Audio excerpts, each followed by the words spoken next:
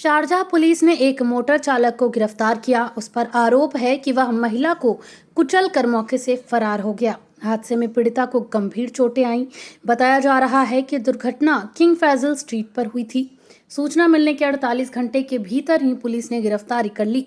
Police ने संदिग्ध का पता लगाने, उसे गिरफ्तार करने और उसके वाहन को जब्त करने के लिए ट्रैकिंग सिस्टम और स्मार्ट कैमरास का इस्तेमाल किया। शारजाह पुलिस ने दोहराते हुए बताया कि दुर्घटना होने के बाद दुर्घटना स्थल से भागना एक दंडनीय अपराध है। पिछले साल यूएई पब्लिक प्रोसिक्यूशन ने कहा था कि मोटर चालक जो यातायात दुर्घटना के बाद अपने वाहनों को रोकने में असफल रहते हैं, जिसके कारण चोटें आती हैं, उन्हें कारावास का सामना करना पड़ेगा या 20,000 दिरहम तक का न्यूनतम जुर्माना देना होगा। फूड सेफ्टी रेगुलेशंस के उल्लंघन के लिए अधिकारियों द्वारा अल ऐन में एक रेस्टोरेंट को बंद कर दिया गया। Abu Dhabi agriculture and food safety authority ने कहा कि स्वास्थ्य और सुरक्षा नियमों का उल्लंघन करने के बाद मंगलवार को अल ऐन में लतीफा स्ट्रीट पर हॉलो मीट रेस्टोरेंट को बंद कर दिया गया। स्वास्थ्य अधिकारियों द्वारा किए जाने से पहले रेस्टोरेंट को अनहाइजीनिक होने और अनसैनिटरी एरियाज में फूड स्टोरिंग के लिए कई बार चेतावनी दी गई थी। बयान में कहा गया कि फूड स्टोरेज एरियाज में कीड़े पाए गए थे जो कंज्यूमर्स हेल्थ के लिए खतरा पैदा कर सकते थे। इंस्पेक्टर्स को मांस और सब्जी तैयार करने वाले क्षेत्रों के साथ साथ स्वच्छ बर्तन भंडारण क्षेत्र यानी क्लीन यूटेंसिल स्टोरेज एरिया में भी कीड़े मिले थे। स्वास्थ्य अधिकारियों ने कहा कि भोजन तैयार करने और भंडारण क्षेत्रों में खराब सफाई के स्तर के कारण रेस्टोरेंट के खिलाफ 3 नोटिस जारी किए गए थे, जिसके बाद भी रेस्टोरेंट द्वारा उल्लंघन बार बार किए जा रहे थे। अंततः अधिकारियों ने एक रेस्टोरेंट को बंद कर दिया। फेडरल नेशनल काउंसिल यानी एफएनसी ने गैर मुस्लिमों के लिए पूजा स्थलों को विनियमित करने वाले एक ड्राफ्ट फेडरल लॉ को मंजूरी दे दी है। ड्राफ्ट फेडरल लॉ का उद्देश्य सहिष्णुता और सह अस्तित्व के मूल्यों को बढ़ावा देना है और यह देश भर में ऐसे सभी स्थानों पर लागू होगा जिनमें फ्री जोन्स में स्थित स्थान भी शामिल है। ड्राफ्ट लॉ देश में गैर मुस्लिम धार्मिक गतिविधियों, संस्कारों और रीति रिवाजों की जांच और वर्गीकरण के लिए एक समिति के गठन का भी प्रस्ताव दिया। संबंधित मंत्रालयों की रिकमेंडेशंस के आधार पर यूएई कैबिनेट समिति की composition, working system and other responsibilities पर फैसला करेगी।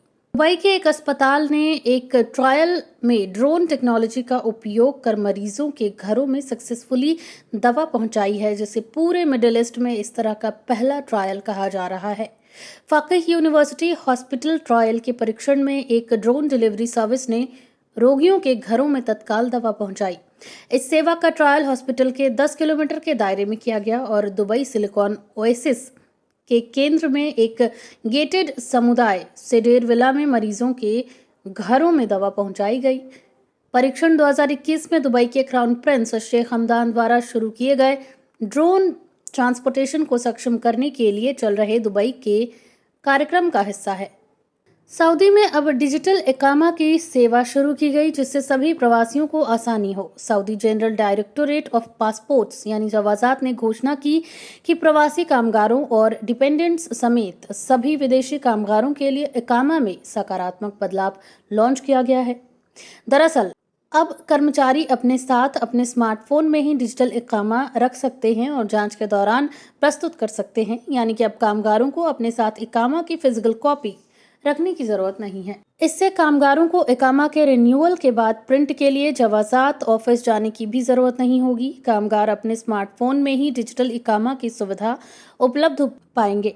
इससे वह आसानी से इस्तेमाल कर पाएंगे और प्रस्तुत कर पाएंगे। कामगारों को इस बात का ध्यान रखना होगा कि अगर उनका इकामा एक्सपायर हो रहा है तो 3 दिन के अंदर रिन्यूअल करवा लें। ऐसा नहीं करने पर जुर्माना लगाया जाएगा।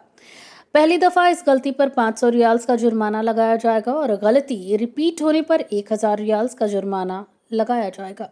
न्यूजीलैंड के साउथ कोस्ट पर स्थित ऑकलैंड द्वीप समूह के पास बुधवार 31 मई यानी आज 6.2 तीव्रता का भूकंप का झटका महसूस किया गया। इस बात की सूचना यूएस जियोलॉजिकल सर्वे ने दी।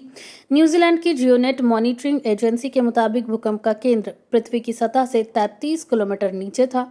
हालांकि सुनामी के तत्काल कोई चेतावनी जारी नहीं की गई है और न ही किसी तरह के नुकसान का कोई रिपोर्ट है।